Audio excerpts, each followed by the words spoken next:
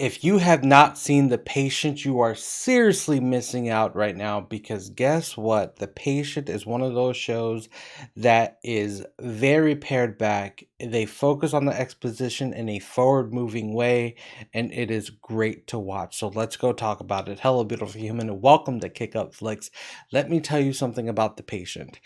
The characters are fun to kind of watch and how they interact with each other, how they learn from each other, and that is great. Now, if you haven't seen this so far, pretty much what it's about is you have Domhnall Gleeson who plays Sam Fortner, who is a serial killer. Then you have Steve Carell who plays Alan Strauss, and guess what? He is a psychologist who ends up getting kidnapped, put into a basement, chained to the floor, and only has pretty much a bed and a chair to sit or lay on.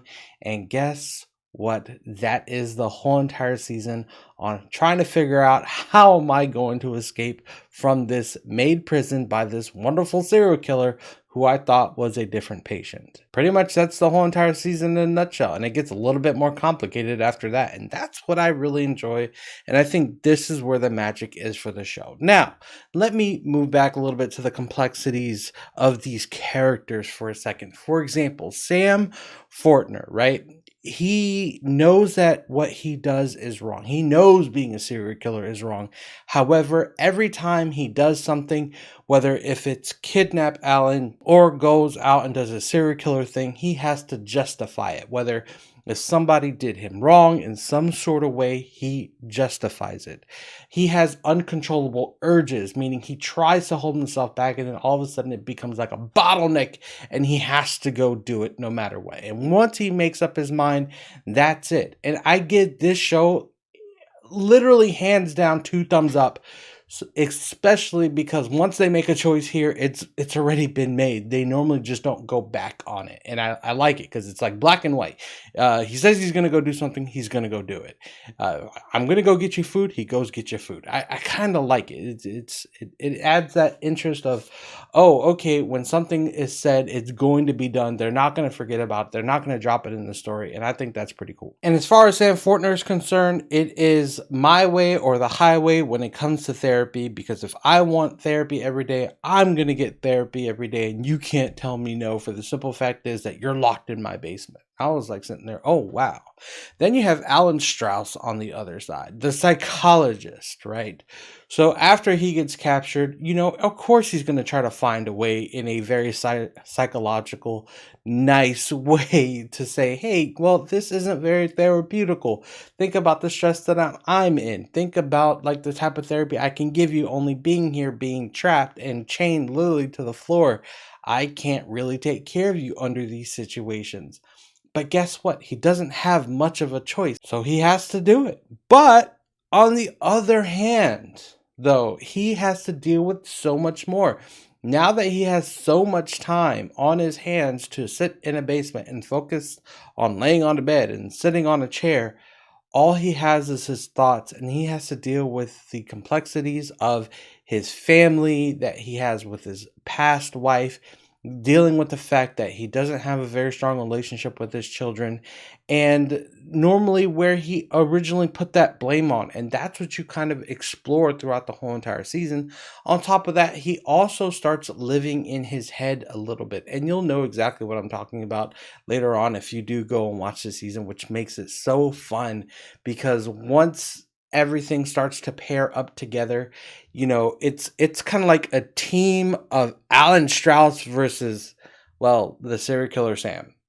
And it's like who's going to outsmart who or who's going to do what to who, because just the way it like navigates in the season, it's really fun, especially since it doesn't really go anywhere. And that's what I like about the forward moving of this whole entire season. Though it doesn't really go anywhere and the stage is really simplistic, it's almost like a theatrical kind of view, like you're watching a play, like you're there and you have no choice but to feel uncomfortable because you're looking at the reactions of the actors.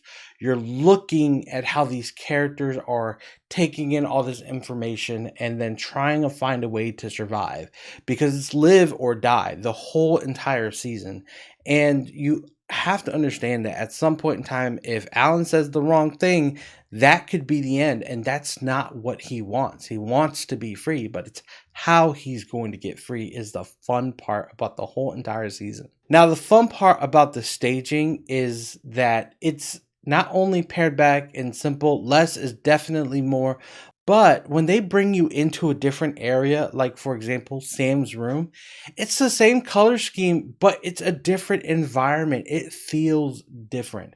When they bring you into another room, and it might not be long, maybe like a quarter of an episode, half an episode, it's kind of cold. It's barren. It doesn't feel comfortable. And what I like about it is that they're bringing you to three different areas in the same place, and they all have these different feels, and it really blends in with the episode. It's not like it's out of place or not, because when you leave that environment and you go on this journey with Sam, you're experiencing what Sam experiences and goes through, and how he kind of does his thing and feeds his thoughts. Now, you're not going through and seeing what Sam does as a serial killer all the time. No, you're just seeing how he interacts with people and how he wants to take that and fix that problem. Another fun part is that they don't actually forget about, the story.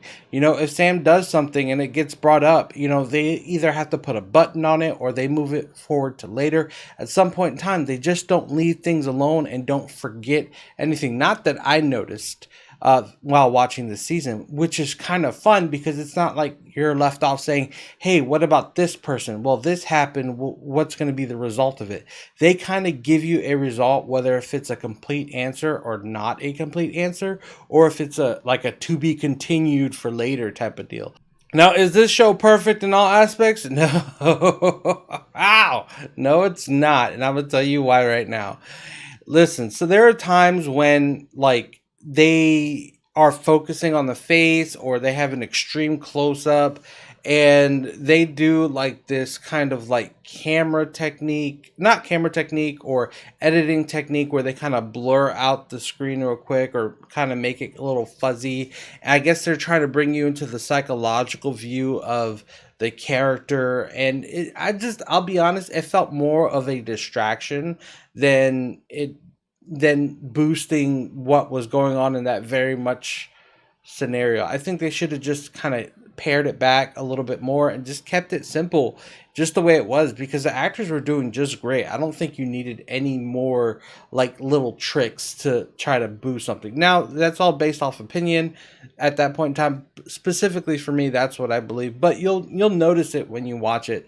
And you can let me know if you find it distracting or not. Now, of course, would I want a season 2? Yes, I would. They haven't announced the season 2, and I hope they eventually do. Yeah, I'll be honest with you. If you haven't seen it, try to go and watch it and let me know what you think about it. If you were bored, did you enjoy it, whatever it was. But if you like what I'm doing, don't forget to subscribe, hit that like button, and click the bell notification so you won't miss anything. At all 100% of the time.